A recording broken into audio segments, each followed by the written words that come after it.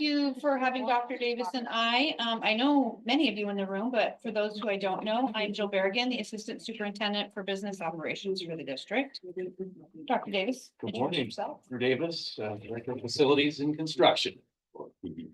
Yeah, so I've been with the district almost 4 years now. Dr. Davis, your total combined years? Total combined years, 50. Building principal at Fireside Elementary, Liberty Elementary School, Hidden Hills, and Director of Student Services. Yeah, And this new gig. his favorite job for me is the job he's in right now. He doesn't ask me, but that's my opinion. In case you're wondering. Yes, yes. He's a director, an excellent director for facilities. He understands things not only from a facilities perspective, but from a school perspective, having been a principal for a number of years. So we are going to take you through a couple of different pieces. He's going to handle how projects are selected at school sites. And then I'll come in and talk a little bit about the procurement piece. I am running tight on time now for my next meeting, so I may have to buzz through some of mine pretty quickly, but we'll let Dr. Davis begin. I'll be back at all of the time. So, yes, we'll talk a little bit about project selection, but wanted to start with a little intro about the district itself. First of all, our facilities department, we're 75 members strong.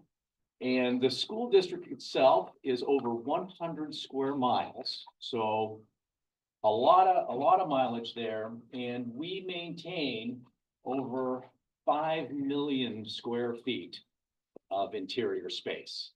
And so that plus the 763-ish acres of our entire district sites, it's a lot.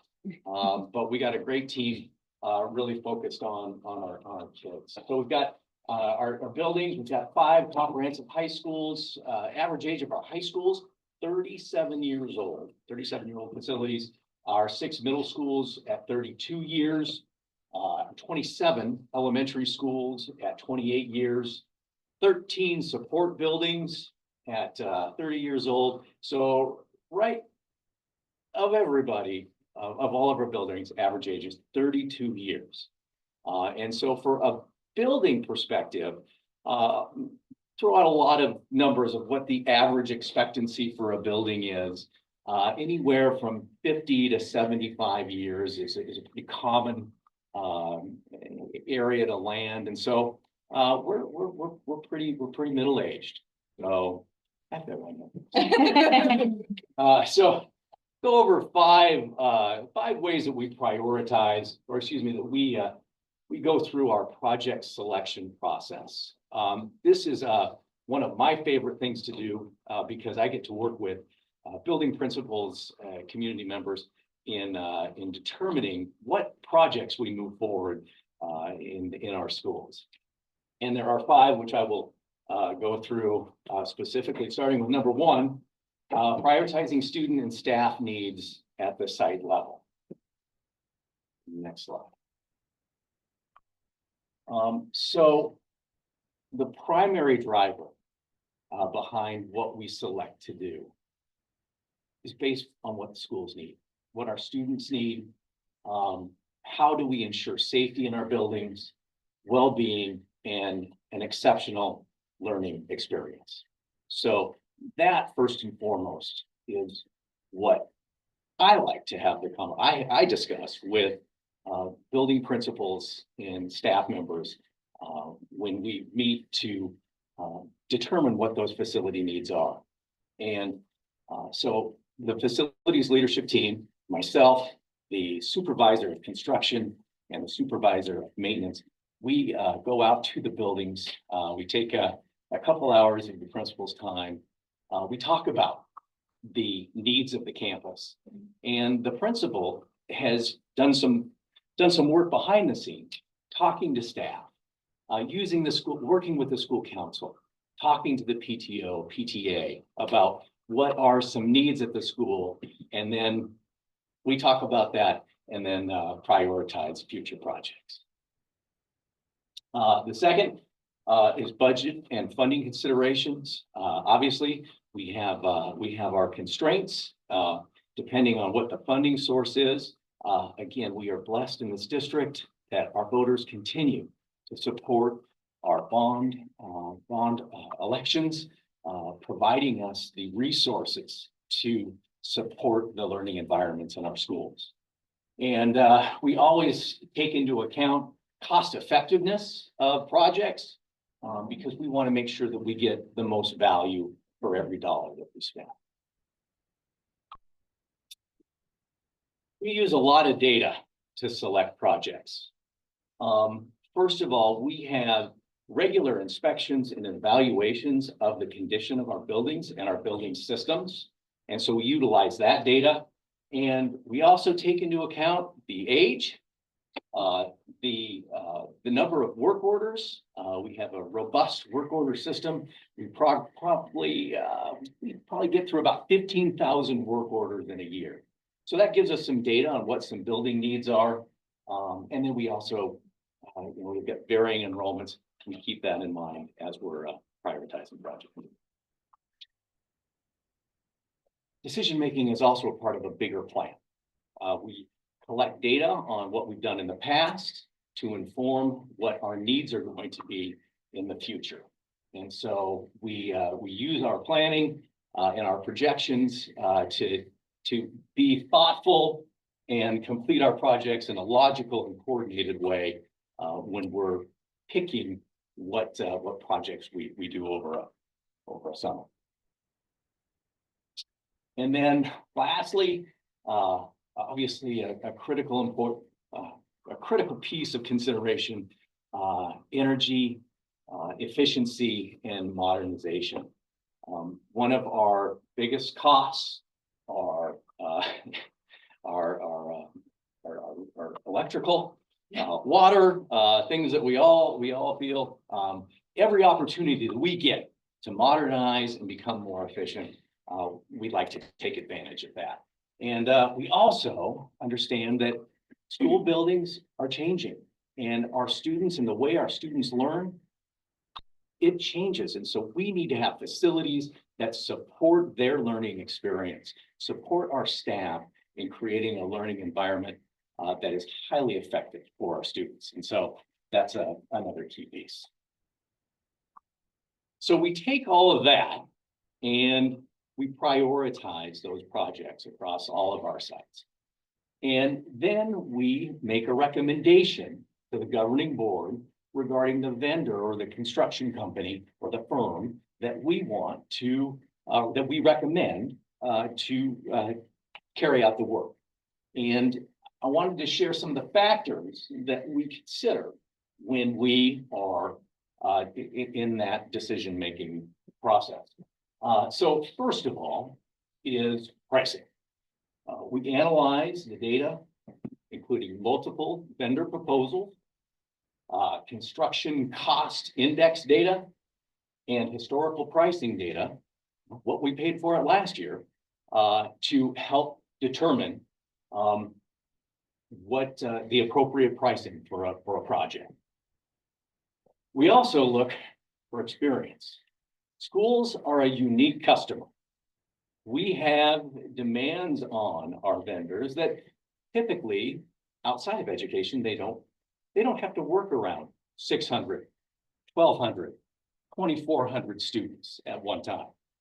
We have governing board policies in place to keep our school safe. And so construction companies, they need to adopt to what our policies are to do work in the building. We also have a very tight window for our projects. Our summers are now, I think we're down to 65 days. So we try to get in between 200 and 300 construction projects during that time span. So the vendors that we work with, they need to be extremely flexible on their work hours, being able to be flexible with summer school and events on campus. And because we're doing so much at one time, our vendors need to be able to work with one another because there's just a lot of work that needs to be done. We also consider warranty service. Essentially, we want the same response from the warranty department that we get from the sales department. Warranty, when things go wrong, is essential to remediating any deficiencies or problems that we might have with installed work. And so we expect not only do our vendors honor warranties, but when we have a call out, hey, we got an AC unit down and we got to relocate 30 kids. We need this warranty service as soon as possible. I don't get transferred to the warranty department. They step up and serve the needs of the district. Let's see. We also take into account prior performance and reputation. You know, we like working with vendors who work in schools and know schools and share our mission of maintaining safe and appropriate learning environments for students and staff.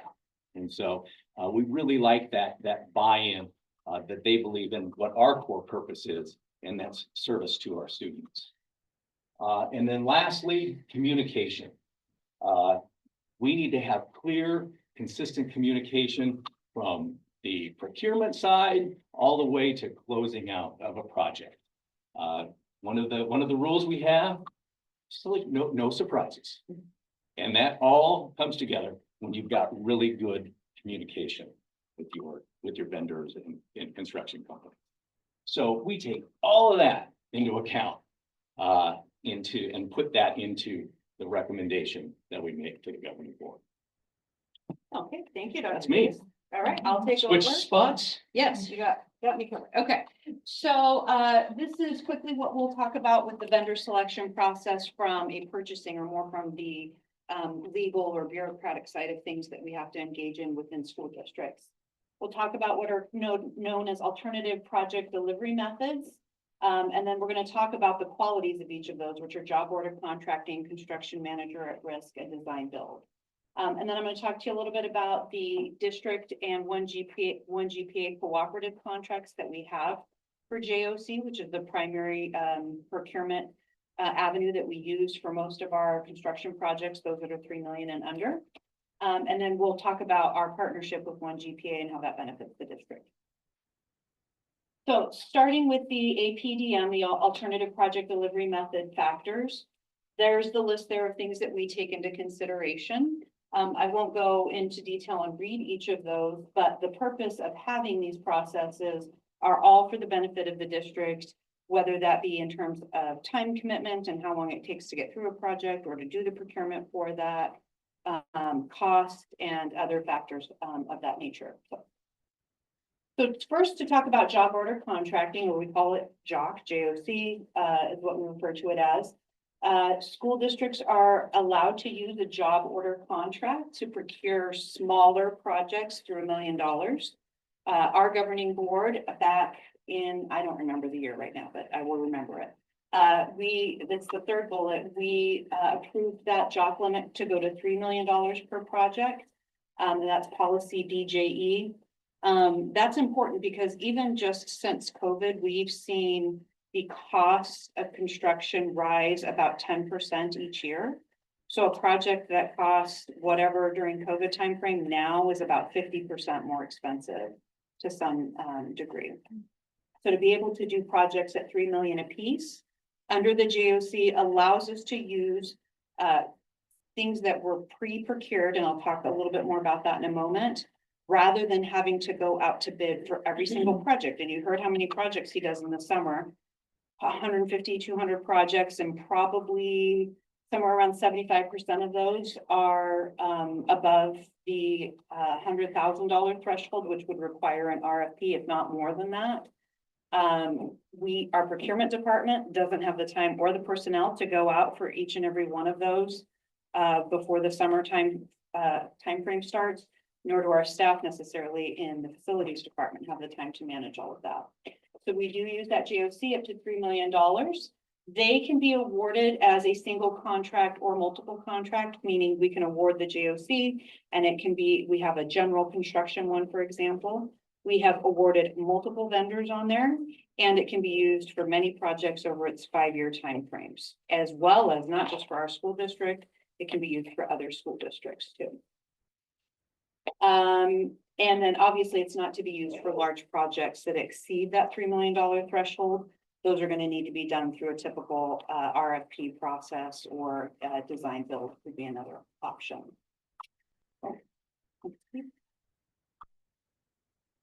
Okay, so then the other two options are the construction manager at risk and design build. We do use construction manager at risk, and that's generally used when we are going to remodel a new school. We did that when we built a new school with Sky Crossing. We also did that for our PAC projects at the high school, performing arts centers. Those are more expensive projects above the $3 million threshold. That's when we would use the construction manager at risk, or what we refer to as CMAR, for our procurement process. But they're limited to one contract per procurement. So when we do a CMAR for the Pinnacle PAC remodel, it can only be used for the Pinnacle PAC remodel. It can't be used at another school, even if it's for another PAC. Can't even be used in another district either. So we can have two separate contracts for CMAR, one for the design phase, which includes pre-construction and design services, and then one for the remainder of the construction services. So the tear down and the rebuild and the finishing out of the construction pieces. It has to take place at a single location, as mentioned, and the district involvement in this is key. So this is one where we want to have a lot of input. So when we're rebuilding a PAC, we're going to want to have a lot of input, or when we are remodeling a building at a school site, we are going to want to have a lot of input into that. Also, there's a negotiated GMP, or guaranteed maximum price, which generally gets established somewhere between 50% and 90% of the design phase being done. Okay. And we also have design build, that's for a single project and requires one contract. That's for design and construction services. And the design build team completes the design. They establish the price, they manage the project, and there's less district involvement in this. This is generally why we don't use this. Districts that tend to use design builders, smaller districts that maybe don't have the staff to manage this. And so they just sort of said to somebody, this is what we need, this is what we're looking for. Can you please take care of this for us? Have you ever used design build? No. Okay. Next slide. These are our PVUSD JOCs. Now, we can do a JOC and we can do it just internally for ourselves, but we use this process and we allow other school districts to do it. And we do that through a partnership with One GPA.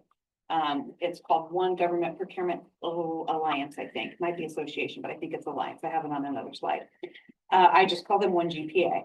And they are a service that school districts can take advantage of to be able to use JOCs that they've developed in conjunction with ourselves as a lead agency, or other school districts. Other school districts have taken lead on other JOCs, because you can use it for office supplies, you can use it for all kinds of things. But the ones we have one for general contractors, you see, 2315, and then mechanical services is another one that we have, and we use those very often.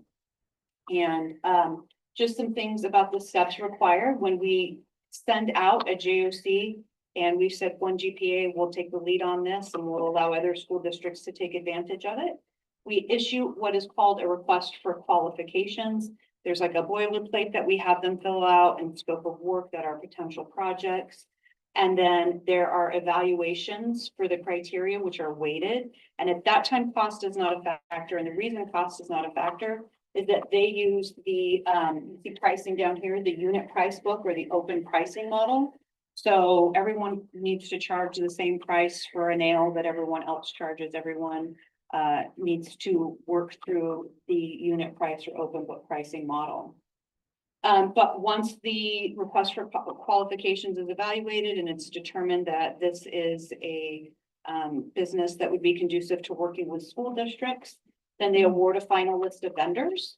Ours was a multiple vendor award, and we have awarded 15 general contractors. We were the lead on this prior, when we didn't do this, the prior one was an 18-15, so we'd done it in 2018. And we were the lead on that one, and I think at that time we only had 12 general contractors. The list was expanded this time. And there were even 5 new general contractors that were added onto this list, because not only is it important for us in PV schools, but it's important for other districts to have a lot of vendors to choose from, and those who are familiar with working with school districts and what that looks like. It's compliant with all of our procurement requirements. We have a director of procurement who ensures all of that. And as I mentioned, it's a multi-term contract for 5 years. So that was last approved by the board in 2023. So that'll be good in 5 years. It'll come back before the board for 2028. Can I ask a question? Sure. So what you're saying is we have a contract and we're giving, so everything, we're saying that everything is a strict price. And we're giving it to a vendor, and then all the vendors have to charge that same amount. Is that correct? Yep. And so when Dr. Davis selects a project to be done, we don't have to go to multiple vendors on that list, but very often we do, because sometimes they may manage the project a little bit differently, which could change the price one way or another. Okay, But in terms of the pricing that they charge for an item, they have to follow that open pricing. They're Okay. required to. so is this keeping us from going to multiple vendors, or reusing? We use multiple vendors. Of Okay. the 15 that are on the list, I think we use about 9 or 10 of them. Okay, so we're using pretty much the same 9 or 10 vendors all the time then. When we do it for a JOC contract, there are other vendors we use for other things that are under the $100,000 threshold that are not necessarily on this list as well. Okay, Yep, but we pre-done the procurement for them. That's why we have this list, so that each and every time we have a project, the 150 to 200 projects, we don't have to go out for a vendor. We don't have the staff or the time to be able to do that. So this is a procurement process that the state allows, and many states allow this, that allows school districts to be able to pre-do that procurement work through a process like this. Job contracting is one of them. And then we have those vendors to be able to reach out to and use. And at that point in time, it's open to multiple, tons of people can apply. Anybody can apply at the time that it's open, when the request for but qualification you're saying, sends but you out. don't want to do that because you don't have the time. No. So when the request for qualifications at the beginning of this part of the process, when we're gonna award all of the contractors that we may potentially and other school districts may potentially use, then anybody can apply for that request for contractors. And I don't remember, say we had 30 last time, it was narrowed down to the list of 15 based off of their responses to the request for qualifications, but you could have 100 vendors apply for that. Okay. This is a way for us, this is a way for school districts, I forget how, you may know how they phrase this. This is so that everybody who doesn't have a white construction truck doesn't say, oh, we're capable of building a brand new school for you. Okay, And so this is how we can determine that they are truly qualified to do the work that we need them to do. okay. We haven't, let me try and get, I am really short on time, so let me try and get through this, and we may have to gather up questions in writing and then answer them that way, because I, Okay. well, past time actually. JOC is another, or excuse me, mechanical services is another JOC we have 7 for that. Those are our HVAC systems. And I included that one on here because in addition to general contracting, living in Phoenix, Arizona, we spend quite a bit of money on our HVAC systems and quite a bit of time on all of those too. Next slide, please. So 1GPA, as I mentioned, they're the company that we partner with as a lead agency. And there it is, January 2016 was when our governing board here authorized us to be a lead procurement agency with 1GPA. And part of that is we get a revenue sharing from 1GPA when other school districts also use the contract. So 1GPA charges their 1%, which is the cheapest fee of all of the cooperative contracts. And we get a portion of that when other school districts use that, because we've taken the time, effort, and energy with our personnel to be able to help them put together this. And yes, we benefit from it, but then we get a little bit of revenue sharing back for that. All of the contracts are reviewed not only by our staff, but the one GPA staff who are procurement experts to ensure that they meet all of our state compliance laws. And then go on to the as mentioned, we use that hybrid structure where we have a lead agency that's a school district in conjunction with one GPA. And we manage the cooperative purchasing process. Then the contracts are used or awarded to multiple entities and used by multiple entities. And following all the state laws, all of our local policies and regulations. And then the award of the contract is done by our governing board. So you'll often see those. Not only do they go before the board, so the JOC would have gone before the board when we did the new one for general contracting in 2023. But we take the additional step and we don't wait 5 years before we send it to the board. We put it back out to the board every single year so that they know that these are the vendors that are qualified to work within school districts. As the lead agency, we get to have our best interests in mind. So we always like to take that lead agency role. We get to be involved throughout the entire solicitation process in terms of putting together what the boilerplate is going to look like and what the response is, all of the documentation that we need to receive. And then we're able to use the contracts for the districts that are members of the cooperative company. And ultimately, the purpose behind this is when you put together cooperative, when you are a district who's working with other school districts to purchase, then we get that buying power. And that's when folks know, not always in a construction situation, but if you think of like an office supply situation, we're going to want to give them the best price. They have the best buying power. It's a very large cooperative. There are, 50 districts who are interested in purchasing through this cooperative, and then we get better pricing for that. So before I could probably do 1 minute of questions, I am already 5 minutes late to my next event. But before I do that, I just want to reiterate what Dr. Davis already said, which was an appreciation for having a bond from our community. If we didn't have a bond, you would maybe do 5 projects this summer. And I'm not kidding. The bond is a significant amount of money that allows us to be able to do all of these projects. And, I wish we had more. There are plenty of more projects we want to do. There is a woman in this room who advocated for a significant more amount of money in the bond. I won't say who she is, but I would have loved that. But you guys may know who she is.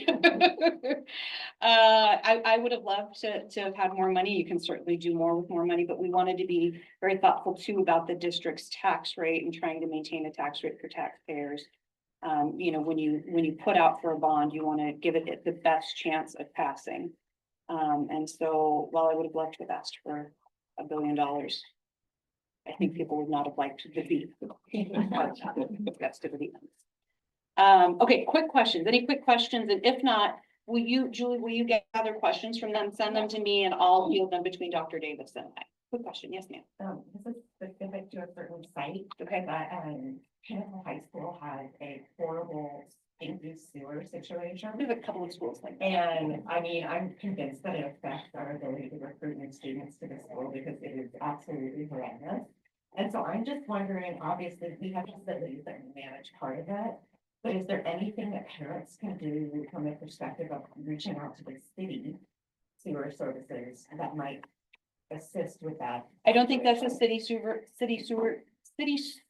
issue. I don't know why that's so hard to say, but Dr. Davis is on top of that one, I can assure you. Yeah, we are, a couple things, in talking about a prioritized project.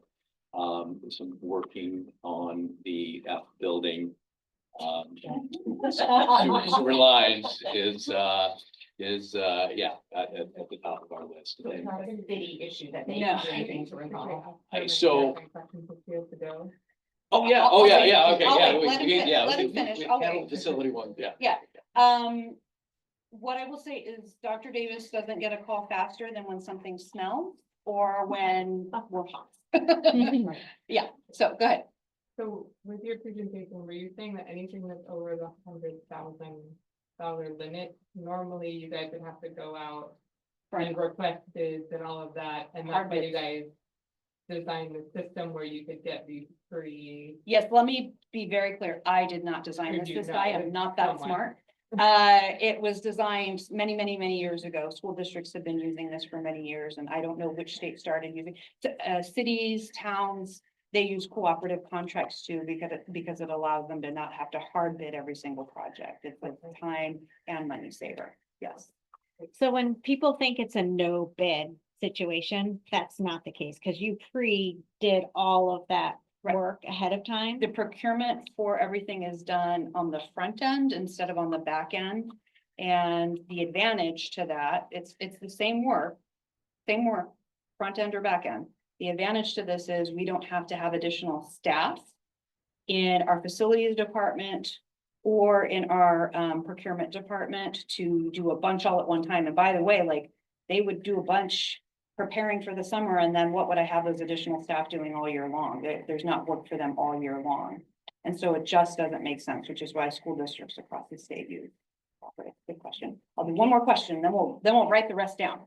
I think the challenge at my school is around how things are being identified and prioritized. Mhm. And I know you said do the walk once a year. I don't necessarily think perhaps you've done a good job convincing the community or seeking input. And the proactive list, I don't think is transparent, right? Like, we can't see what you guys are planning to do. We can only see what you've done historically. Is that correct? You can see what we're planning to do for the upcoming year. We don't publish the other plan because then unfortunately people can get really feisty about, well, I was on this list for my school to get new carpeting. Why didn't that get done? Well, unfortunately, we had an emergency come up over here that we had to address. Instead of doing carpeting will have to wait one more year. And so with that, we just published the year in advance. Okay. So, yeah, I would look to you guys to help us with ideas to better communicate. So that Yeah, communication should be cool. happening with your principal. So then that's why Dr. Davis and his team walk with the principal. So that they can then share all of the priorities. Just remember what Dr. Davis and the principal are balancing are needs versus wants. And because one school site may perceive something as a need, when we look at that as a district as a whole, it may be more of a want. This is one example of that.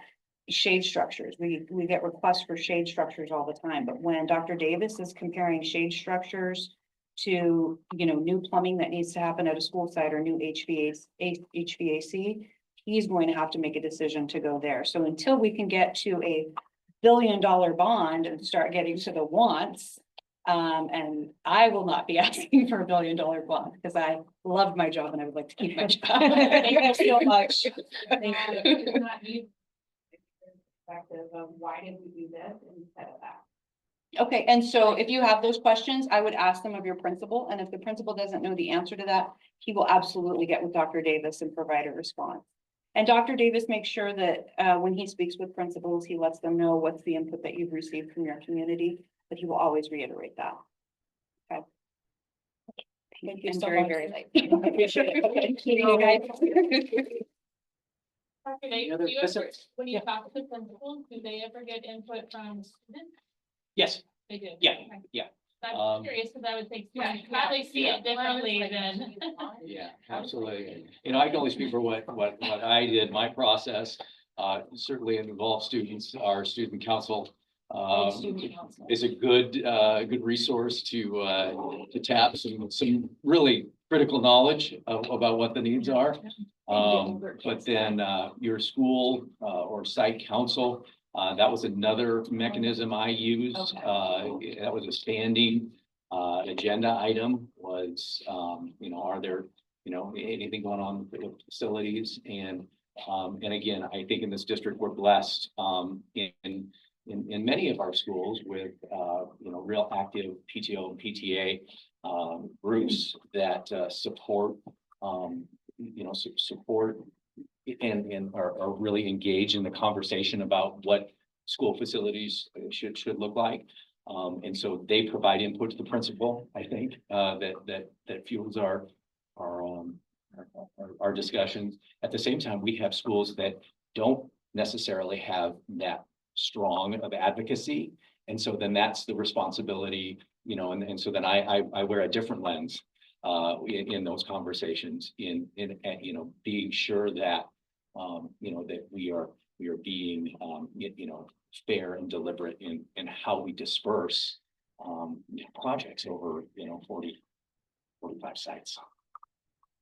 Are there limits on what PTOs can do versus like having to go through the school? Cause I know like you're talking with our schools, we paid to do our own like outdoor lunch area, but like, just cause I'm not on the board yet, like how does that work? Do we still use your vendors or is it more open and what are the limits on Yeah, that? typically, so when PTOs take on projects, the first step that we ask them to do is to submit a building and grounds request. And that's accessible. Your school offices can provide that for you. It's on our website. It's more focused to help support our school admins than the community, but it's there. So that's kind of the starting point, and then we review that. And then we'll give some feedback. Oh, yeah, this is good. And you know, we get lots of varying requests. A lot of times we will recommend, or if you want to do, for example, playground equipment. Playground equipment, we insist, you know, you use an approved vendor for playground equipment. It's just, you can understand what can go wrong if the playground equipment is not maintained and installed correctly. And so there are some of those types of things that we would recommend. We also have district standards for a lot of the projects that we do. And so we might have some input on, you know, please don't use this because we found that when we use this, we can, if it accidentally breaks or something happens, we can never replace it the right way. So that's kind of the process that we go through when we receive those building grounds requests. Is the approved vendor list for projects under that 100,000 a different process? Is it easier to get on that approved vendor list? So, yeah, anyone who wants to do business, and we're a little bit out of my lane here, so Ms. Barragan might need to correct me, but anyone who wants to do business with the district, there's a process which starts with an engagement with the procurement office. So that's the starting point that I'm aware of when I encounter people on the street. I would say, hey, well, if you're interested in working for the school district, the first stop is our procurement. Just what she was saying, you can't see like the future like project list, but you can see like a current list. Where do you see that at? Like where could we look at that? So we are still in the decision-making process right now. So we've got a list about this long. And so over the course of the next few months, you know, we're doing that decision-making process that I share, where we're going out and we're getting additional pricing. We're taking a look at the condition of the carpet in schools. We're going out and we're looking at our most problematic HVAC units and addressing them. We're actually sent a survey up this year. All right, this is a Google form. Give me your 5 classrooms that have the most HVAC headache, and let me know what room numbers they are so that we can see if we can't address them. So, I mean. So once that's So done, once you guys that's done, use it yes, next yeah, week, or yeah. how can you see? So what the key communicator of what the project would be your building principal. Because once we've made the decision to move forward, we will notify them that, you know, these are the projects that we anticipate completing this summer. Should they know what is on your recommended list? Like, should they know these are the 10 things that this has for my building and be able to share it, even though that 10 might not get through? Maybe they get 1, maybe they get 5. You can have that.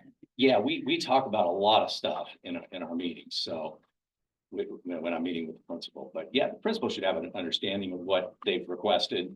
And then, you know, we go through this process right now to kind of, and unfortunately, it's a whittling process.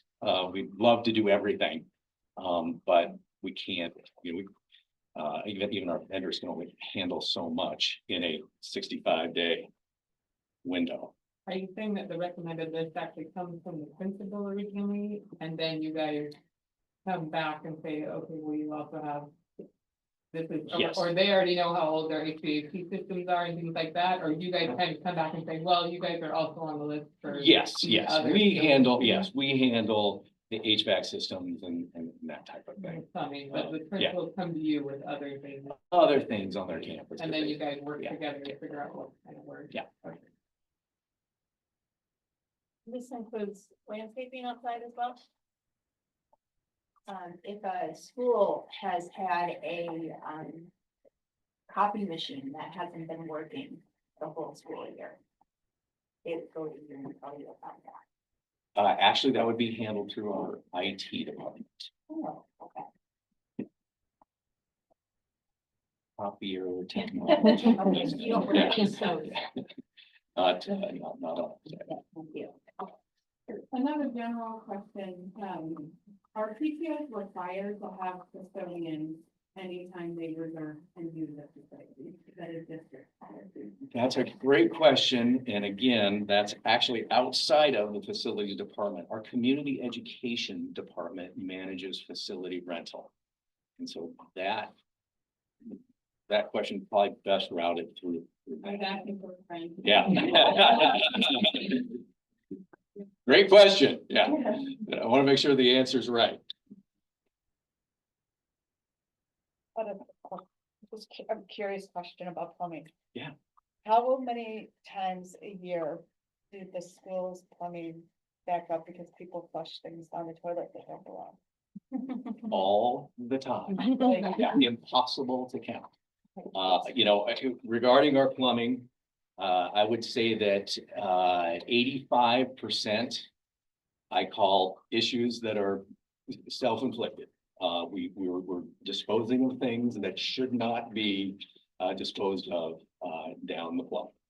And so that's what causes the backups and the issues. We continue to educate our students.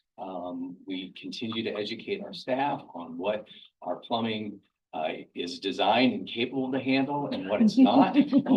And yet we still, it's amazing what we wind up pulling out of, and I won't go there. But But do we have plumbing like department here that fix it or you have to outsource every time? yeah, no, we don't have to outsource. We have 5 plumbers that serve our 10,000 fixtures Yeah. in the district. But we do use outside support too. The other element of plumbing is that, pipes don't age well. And as we are getting older, we are having more issues with our pipes. And so if there's a good solution for that, and there's ways that, the things that we can do to address it, but it does come at a cost. And so it's a, priority of, where are our worst spots. Yeah. We address them.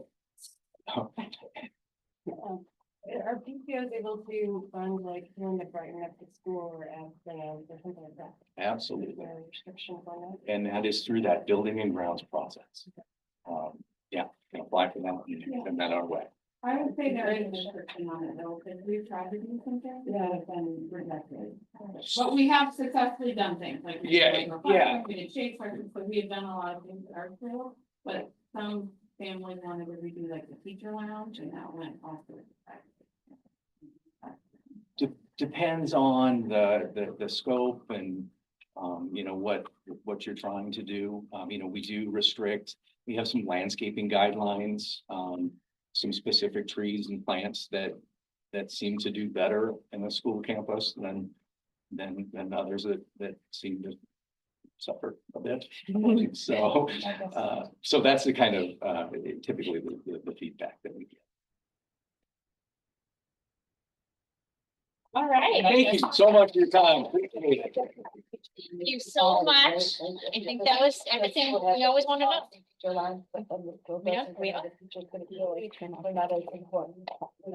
Or just like.